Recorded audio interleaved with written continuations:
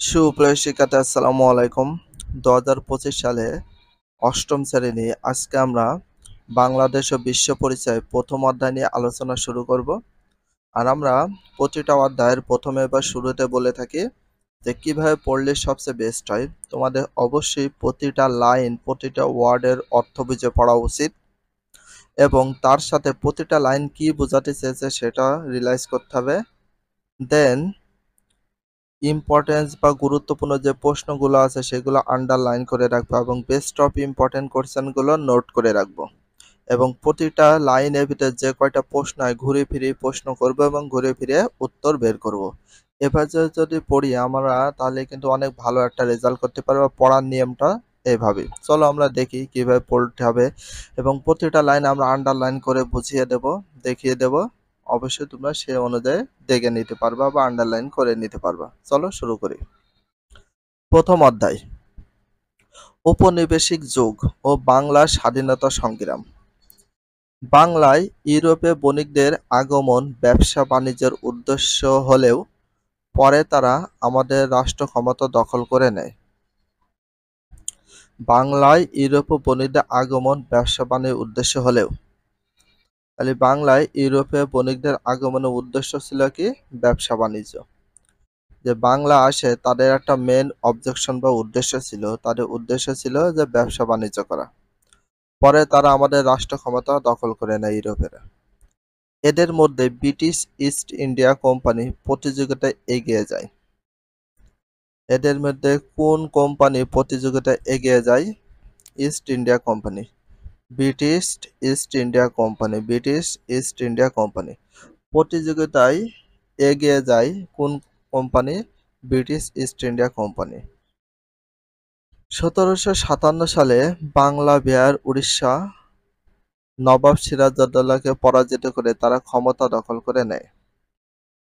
কত সালে? 1857 সালে। কত সালে? 1857 সালে। বাংলা, বিহার, উড়িষ্যা, বাংলা, বিহার এবং উড়িষ্যা তিনটি রাষ্ট্র তারা দখল করে নেয়। তাহলে বাংলা, বিহার, উড়িষ্যা নবাব কাকে পরাজিত করে? নবাব সিরাজউদ্দৌলাকে পরাজিত করে। কাকে পরাজিত করে? নবাব সিরাজউদ্দৌলাকে পরাজিত করে ক্ষমতা দখল করে নেয়। কত সালে? 1857 সালে। বাংলায় ইংরেজদের শাসন চলে 1947 সাল পর্যন্ত। 1700 থেকে 1947 সাল পর্যন্ত। কত সাল পর্যন্ত? 1947 সাল পর্যন্ত। বাংলায় ইংরেজদের শাসন চলে কত সাল পর্যন্ত? 1947 সাল পর্যন্ত। তাহলে বাংলায় ইংরেজদের শাসন চলে কত সাল পর্যন্ত? 1947 সাল পর্যন্ত। এভাবে 1757 সালের পরে বাংলায় যে শাসন প্রতিষ্ঠিত হয় সাধারণত আমরা তাকে ঔপনিবেশিক শাসন বলি।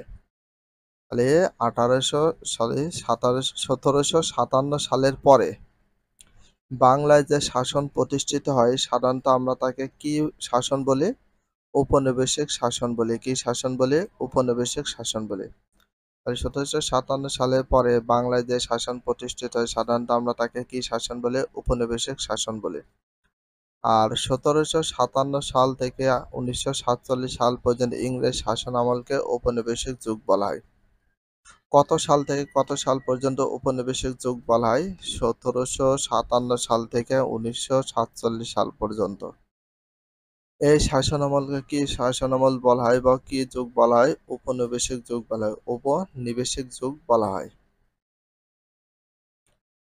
এই অধ্যায় পাঠ শেষে আমরা যা শিখলাম, বাট এখানে যে মেন টপিকস গুলো আছে এগুলো থেকে সৃজনশীল এবং সৃজনশীল প্রশ্নগুলো সবচেয়ে বেশি আসে। তো এইগুলো আমরা দেখি কি কি শিখতে পারবো পাঠ শেষে। উপনিবেশিক কি তা ব্যাখ্যা করতে পারবো।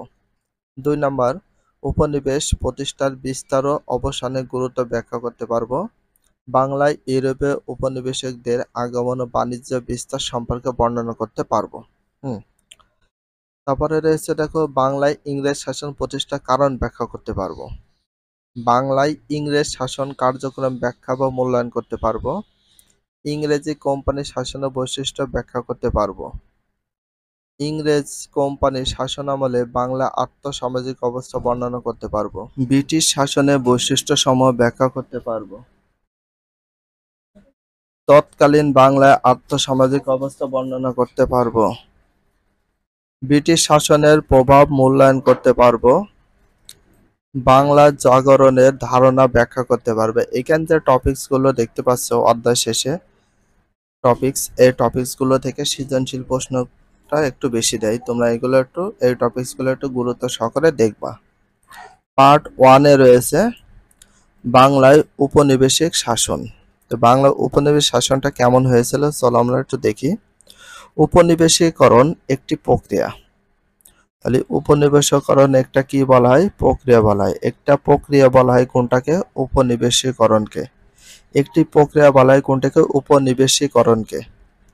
সাধারণভাবে এই প্রক্রিয়ার মধ্য দিয়ে অর্থনৈতিক শোষণ হতো। লাভের উদ্দেশ্যে এক দেশ অন্য দেশের উপর প্রভুত্ব স্থাপন করে তাকে নিজের দখলে আনে।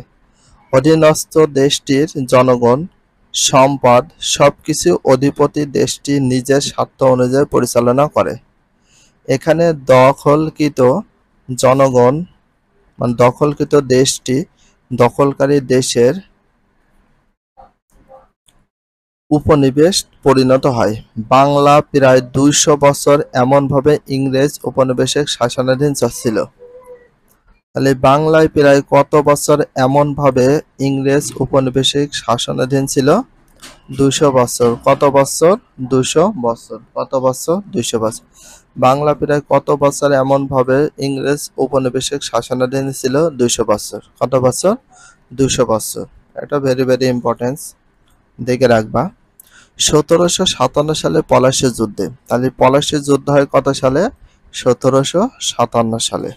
এটা ভেরি ভেরি ইম্পর্টেন্স, এটাও দেখে রাখবা। প্রশ্ন হচ্ছে পলাশীর যুদ্ধ হয় কত সালে? ১৭৫৭ সালে। আবার ১৭৫৭ সালে কোন যুদ্ধ হয়? পলাশী যুদ্ধ হয়। Very very importance.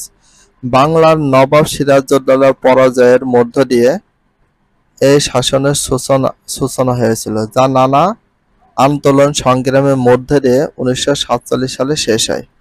এটা শেষ হয় কত সালে? ১৯৪৭ সালে। প্রায় ২০০ বছর স্থায়ী ছিল। কিভাবে এই উপনিবেশিক শাসনের সূচনা হয়েছিল তা জানার আগে সেই সময় বাংলার রাজনৈতিক অবস্থা কেমন ছিল কিছুটা জেনে নেওয়া দরকার। অবশ্যই জেনে নেওয়া দরকার তোমাদের। ভিডিওটি এখানে শেষ করছি। যদি ভিডিওটি ভালো লাগে চ্যানেলে সাবস্ক্রাইব করতে হলে ফলো করে দিও, তার সাথে একটা লাইক এবং একটা কমেন্ট করে দাও। নেক্সট ভিডিও পাওয়ার জন্য অবশ্যই বেল আইকনটা অল করে রাখো, যাতে নিউ ভিডিও আপলোডের সাথে সাথে সর্বপ্রথম তোমাদের কাছে নোটিফিকেশনটা পৌঁছে যায়। If you love this video please subscribe my channel, like, comment, share, hit the bell icon for getting next video. So everyone take care, love you, Allah হাফেজ, বাই বাই।